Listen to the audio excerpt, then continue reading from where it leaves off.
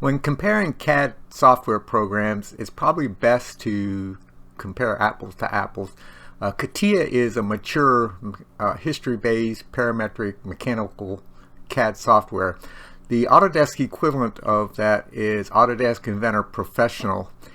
And so in this case, I have a spherical feature or any feature on this part.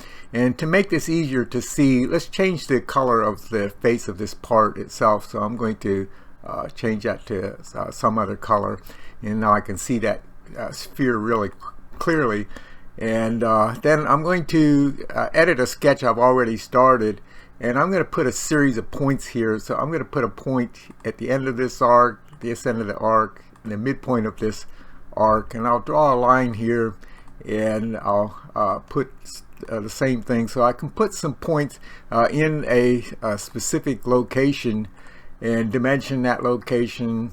So here I have a linear and a circular pattern, and I can also put some pattern or put some points randomly. Maybe red wasn't the best color for that because it's hard to see those points. So let me remove that color, and so we see. So here are the points that I've created, and then I'm going to do a curved or a sketch-driven pattern. And so I'll select the sketch-driven pattern, and I'll select a feature that I want to pattern, and Autodesk Inventor Professional automatically finds all of those sketch points and copies that feature to those sketch points.